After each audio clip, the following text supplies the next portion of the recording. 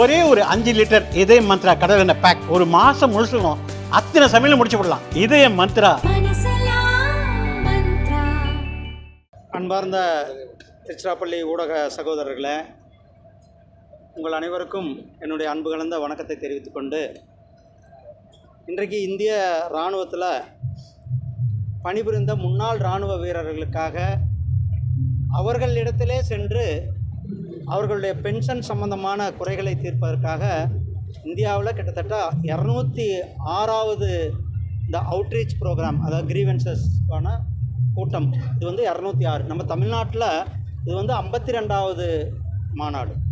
அந்த chief accounts controller இங்கே இருக்கிறார், திரு மயங்க் சர்மா இருக்கிறார், திரு ஜெயசீலன் நம்மளுடைய தமிழ்நாட்டினுடைய அதிகாரி இங்கே இருக்கிறார்.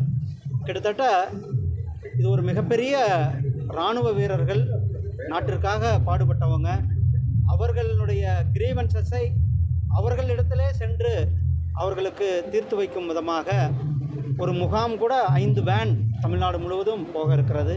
அந்த வேனை கூட இன்றைக்கி திறந்து வச்சிருக்கோம். இது இந்தியாவிலேயே முதல் முறையாக இந்த வேன், மொபைல் வேன், அவங்க பென்ஷனர்களுடைய வீட்டுக்கே போய் அவர்களுடைய கிரீவன்சஸை தீர்ப்பதற்கு கிட்டத்தட்ட இன்றைக்கி மட்டுமே 6000த்திற்கும் மேற்பட்ட கிரீவன்ஸ் பெட்டிஷனர்கள் இங்கே வந்து கிரீவன்ஸ் கொடுத்துருக்காங்க. இங்கே கிட்டத்தட்ட 100 கிரீவன்ஸ்க்கான கவுண்டர்கள் போடப்பட்டிருக்கிறது. இன்றைக்கி இங்கே வந்திருக்கிறவங்களுடைய அத்தனை பேருடைய கிரீவன்ஸ் இங்கேயே முடிக்கப்படும். ஏன்னா இன்டகிரேட்டராக அனைத்து சகோதரர் துறை சார்ந்தவர்களும் அவர்களுடைய ரெக்கார்டை வச்சுக்கிட்டு ஒரு ஆஃபீஸர் இருக்கிறார். அக்கௌண்ட் கால்குலேட் பண்ணுறதுக்கு கம்ப்யூட்டர் போட்டிருக்கிறாங்க. அதே போல் இஎஸ்ஐ சம்மந்தமான தீர்வு அங்கே ஆஃபீஸர் இருக்கிறார். பேங்க்கு உடனடியாக கிரெடிட் பண்ணுறதுக்கு பேங்க்கு உட்காந்து ஒரே இடத்துல இந்த பென்ஷன்களுக்கு, அதாவது குறிப்பாக இராணுவ வீரர்களுடைய பென்ஷனுக்கு ஒரு தீர்வு காண்பதற்கான இந்த முயற்சி மாண்புமிகு மரியாதைக்குரிய திரு ராஜ்நாத் சிங்ஜி அவர்களால் முன்னெடுக்கப்பட்டு அந்த நடந்து கொண்டு இன்றைக்கு அவர் இங்கே வர வேண்டியது, ஆனால் சில தவிர்க்க முடியாத சூழ்நிலைகளால் அவர் வர முடியல. இன்னும் அவங்க தமிழ்நாடு முழுவதும் இந்த மாதிரி அவுட்ரீச் ப்ரோக்ராம்ஸ் நடத்த இருக்கிறாங்க, இந்தியா முழுவதும் நடத்த இருக்கிறார்கள். இது இராணுவ வீரர்கள் நாட்டுக்காக உழைத்து நாட்டுக்காக பாடுபட்ட இந்த நம்மளுடைய நாட்டை காப்பாற்றின இராணுவ வீரர்களை அவர்களுடைய இல்லத்திலே சென்று அவர்களுடைய கிரீவன்ஸை தீர்த்து வைக்கும் விதமாக நம்முடைய chief controller of general of defence accounts அவர்கள் இந்த நிகழ்ச்சியை இந்தியா முழுவதும் நடத்தி கொண்டிருக்கிறார்கள்.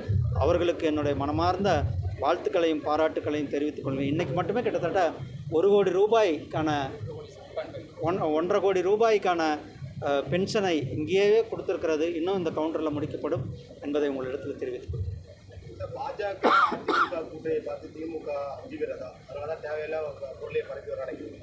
திமுகவுக்கு ஒரு மிகப்பெரிய தோல்வி பயத்தில் இருக்கிறாங்க. பயம் என்றதை விட பைத்தியம் பிடிச்சிட்டு தெரிகிறாங்க.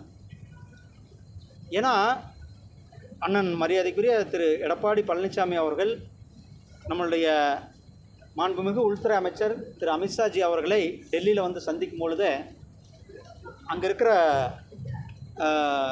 அங்கிருந்த பாராளுமன்றத்தில் இருந்த எம்பிக்கள் என்ன வந்து பார்த்துட்டாரா, என்னென்ன அண்ணா எடப்பாடி அண்ணா வந்து உங்கள் உள்துறை அமைச்சரை பார்த்துட்டாரா, அந்தளவுக்கு எதற்கு பயம், ஏன் ஒரு பயத்தோட அவர்கள் வந்து வாழ்க்கையை நடந்து கொண்டிருக்கு. ஏன்னா அவர்களுடைய ஆட்சி அவர்களுடைய தூக்கி எறிவது நிச்சயமாக்கப்பட்டு, ஊழல், கொலை, கொள்ளை, லஞ்சம், லாவண்யம், அது மட்டுமல்ல இன்றைக்கி ஊருக்கு கஞ்சா, ஊருக்கு போதைப்பொருள் நடமாட்டம், இதற்கெல்லாம் இந்த திமுக ஆட்சியை வீட்டுக்கு அனுப்ப வேண்டும் என்று மக்கள் நினைத்திருக்கிறார்கள். எங்களுடைய தேசிய ஜனநாயக கூட்டணி அவர்களை வீட்டுக்கு அனுப்பும்.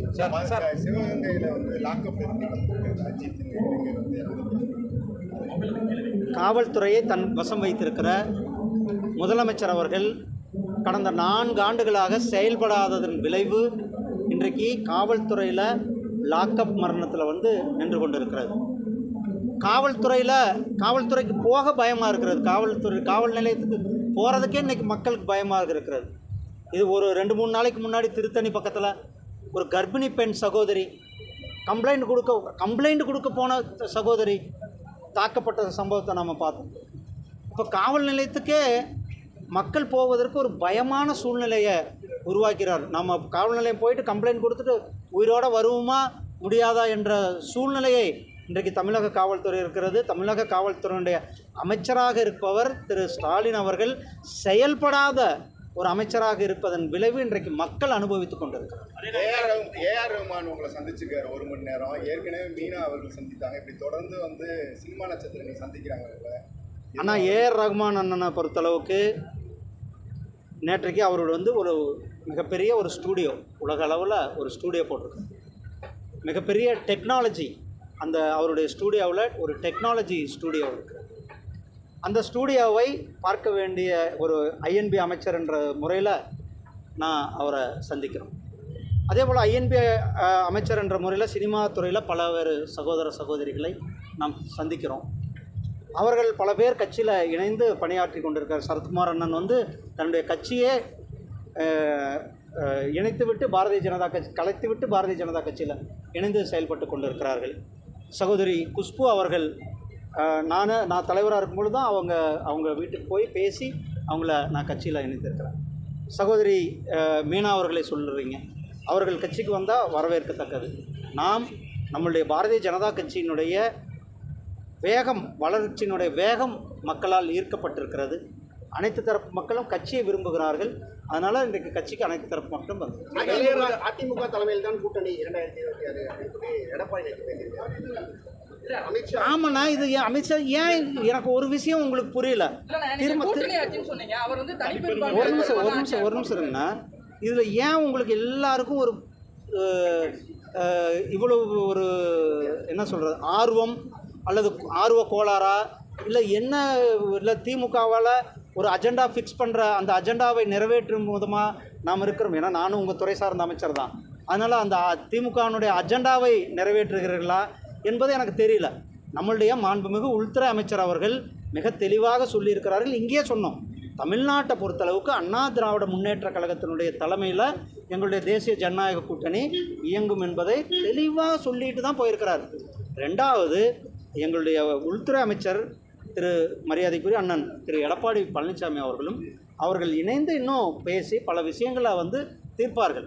அதுக்குள்ளே அண்ணா நீங்கள் என்ன பண்ணுறீங்க, நீங்கள் என்ன சொல்கிறீங்க, நான் ஒன்றும் சொல்ல போகிறதில்ல. அமித்ஷாஜியும் அண்ணன் எடப்பாடி பழனிசாமி அவர்களும் என்ன முடிவு எடுக்கிறார்களோ அந்த முடிவு இறுதியான முடிவு. நான் 2 பேர் அதுதான் சொல்லிட்டேன். அப்போ 2 பேர் கருத்தையும் எப்படி சொல்லியிருக்கார்களோ அவர்கள் பேசி அதுக்கான ஒரு சுமூகமான முடிவுகள் சொல்லுவார்கள் என்பது எங்கள் நயனார் சொல்லியிருக்கிறார். அந்த இதுதான் நானும் சொல்லுகிறேன். அடுத்தடுத்து சர்ச்சை என்பது முதல்வர் வேட்பாளர் மிக முக்கியமாக. ஏன்னா ராஜா அவர்கள் கூட வந்து பார்லிமெண்ட் போர்டு தான் அதை முடிவு பண்ணுவோம் உங்களுடைய அலைன்ஸு. அண்ணா, நாங்கள் ஏடிஎம்கே தலைமையில் தேசிய ஜனநாயக கூட்டணின்னு எங்கள் அமித்ஷாஜி தெளிவாக சொல்லியிருக்கிறார். தமிழில் தானே அன்றைக்கி பேசி தமிழில் தானே உங்களுக்கு சொன்னார். நீங்கள் தயவு செஞ்சு இங்கே பாருங்கள், தயவு செஞ்சு இந்த கூட்டணி ஒரு நிமிஷம் இருங்க. இந்த கூட்டணி சம்பந்தமான கேள்வியை நீங்கள் யாராவது ஒருத்தர் போய் ஸ்டாலின்கிட்டையோ திருமாவளவன்கிட்டையோ வைகோகிட்டையோ கம்யூனிஸ்டுகள்கிட்டையோ காங்கிரஸ்கிட்டையோ கேட்குறீங்களா? ஏன் பிஜேபி அதிமுக பக்கத்தில் ஒரு அஜெண்டாவை எடுத்துகிட்டு வராதிங்க தயவு. ஏன்னா எங்களது தான் ஜெயிக்க போகிற கூட்டணி. நாங்கள் திமுகவை வீட்டுக்கு அனுப்புகின்ற கூட்டணி. எங்கள் தேசிய ஜனநாயக கூட்டணி தான் 2026 மிகப்பெரிய ஒரு வெற்றியை பெறக்கூடிய கூட்டணி. அதனால் உங்களுக்கு இருக்கிற சந்தேகங்கள் இதோடு விட்டுட்டு அண்ணா அதுதான் சொல்லிட்டேன்.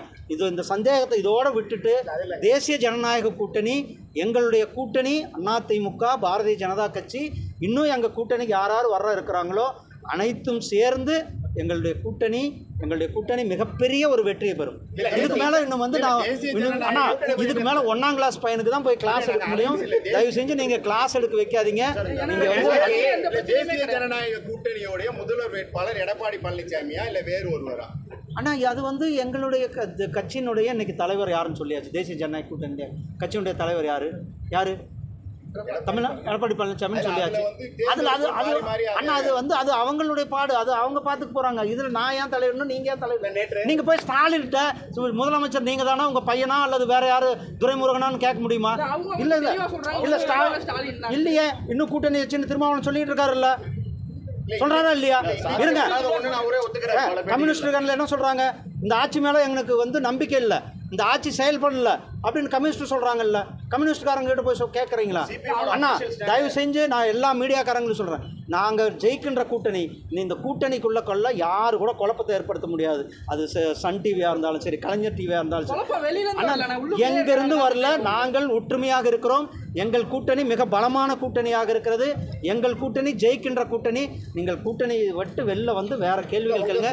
தமிழ்நாட்டில் பாருங்க, தமிழ்நாட்டில் வரும்னு சொல்லியிருந்தீங்களா? அது யார்கிட்ட பேசிட்டு யார் வர அதெல்லாம் வெயிட் பண்ணி பாருங்க. இதெல்லாம் நான் மீடியாவில் சொல்லிட்டேன் இல்லை, அதுதான் சொல்கிறேன்.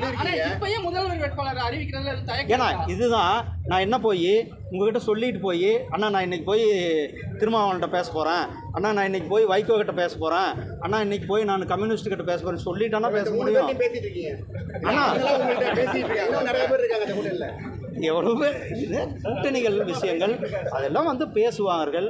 அதெல்லாம் ஏன்னா நீங்கள் வந்து உங்களுக்கு தெரியாமல் எதுவுமே நடக்க போகிறது.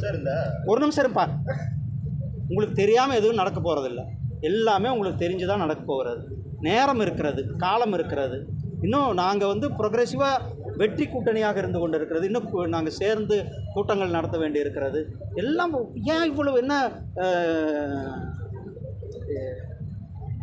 இவ்வளவு அவசரம்? எதுக்கு அவசரம்? வேண்டாம், நிதானத்தை கடைபிடிங்க. நன்றி. தமிழகத்தில் இன்னைக்கு சட்ட ஒழுங்கு குறித்த உயர் அதிகாரிகள் கூட்டம் இன்னைக்கு நடக்குது. தமிழக முதலமைச்சர் வந்து கூட்டம் நடந்துகிட்டு இருக்காரு. தமிழகத்தில் சட்ட ஒழுங்கு குறித்த ஒரு ஆய்வு எப்படி பார்க்குறீங்க? அவர் ஆய்வு நடத்தினா என்ன, நடத்தாட்டி என்ன? அவர் கேள்வி வந்து அவருடைய சொல்கிறத கேட்குறதுக்கு அதிகாரிகள் இல்லை. அவர் வந்து என்ன சொல்ல போகிற, அவருடைய உத்தரவு ஃபாலோ பண்ணுற அதிகாரிகள் இல்லை. இன்றைக்கி அதிகாரிகளுடைய ஆட்சி நடந்து கொண்டு இருக்கு. அவர் வந்து ஒரு முதலமைச்சர் சரியாக இருந்ததுன்னா இன்றைக்கி இந்த போதைப்பொருள் நடமாட்டம் இருந்திருக்குமா, அல்லது காவல்துறையில் லாக்அப் மரணம் இருந்திருக்குமா? ஒரு சகோதரர் கிட்டத்தட்ட என்ன 26 வயசு தான் நினைக்கிறேன். 26 வயசில் இன்றைக்கி ஒரு சகோதரனை நாம் இழந்திருக்கிறோம். காவல்துறையினுடைய கையாளாகத்தனத்தில் சரியான முதலமைச்சர் அவர்கள் சரியான நடவடிக்கை எடுக்காதனால அவர் வந்து இனி ஆய்வு கூட்டம் நடத்தி என்ன, நடத்தாட்டி என்ன, எந்த பிரயோஜனமும் இல்லை. காவல்துறை மரணத்தை பற்றி திமுக கூட்டணி கட்சிகள் யாரும் வாய் திறந்த மாதிரி தெரியலையே. அவங்களுக்கெல்லாம் அதுதான் நான் சொன்னேன். காலையிலேயே வந்து 8 மணிக்கு ஒரு அஜெண்டாவை இருப்பாங்க. அந்த அஜெண்டாவை திருமாவளவன் ஆரம்பிப்பார். அதையே செல்வ பெருந்தக வழிமொழிவார். அதையே மதியத்துக்கு மேலே கம்யூனிஸ்ட் பேசுவாங்க. சாயந்தரம் அவங்களுக்கு வந்து அறிவாலயம் அதுக்கு பதில் சொல்லும். அந்த அறிவாலயத்துலேருந்து இன்னும் அஜெண்டா வரல அவங்க கைக்கு. அதனால் வயலில் எல்லாம் பிளாஸ்டிக் போட்டு உட்காந்து ஒட்டிக்கிட்டு இருக்காங்க.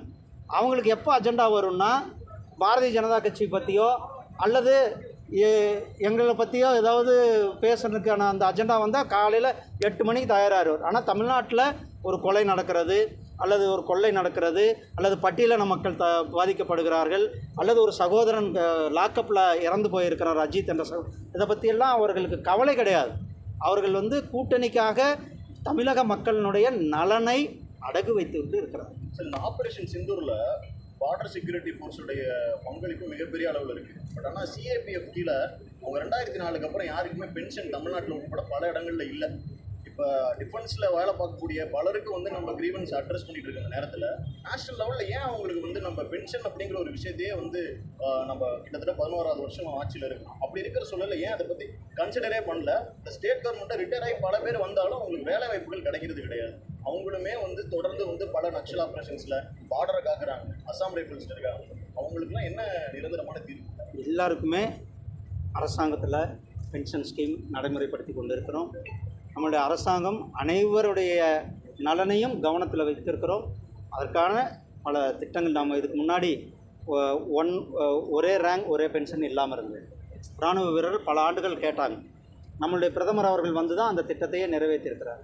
அதுபோல் இந்த நாட்டிற்காக சேவை செய்தவர்களை போற்றும் விதமாக அவர்களை இந்த நாட்டிற்கு ஒவ்வொருவரும், நீங்கள் சொன்ன மாதிரி ஒவ்வொருவரும் ஒவ்வொரு காலத்தில் அந்தந்த நேரத்தில் என்னென்ன ஆப்ரேஷனில் அவர்களுடைய பங்களிப்பை கொடுத்திருக்கிறார்கள். அவர்களுடைய பங்களிப்பு நிச்சயமாக அங்கீகரிக்கப்படும். அவர்களுக்கு உரிய மரியாதை கொடுக்கப்படும். மீனா அவர்கள் வந்து அரசியலுக்கு வரவேற்புன்னு சொல்லியிருக்காங்க. அதே மாதிரி ஏஆர் ரகுமான் அண்ணா, ஏஆர் ரகுமான் அண்ணா வந்து தயவு செஞ்சு அரசியல் பேசவில்லை. நான் அவருடைய ஸ்டூடியோ ஒரு A கிளாஸ் ஸ்டூடியோ பண்ணியிருக்கிறார். நல்ல ஒரு ஸ்டூடியோ வைத்திருக்கிறார். அந்த ஸ்டூடியோவை பார்ப்பதற்காக நான் போயிருந்தேன்.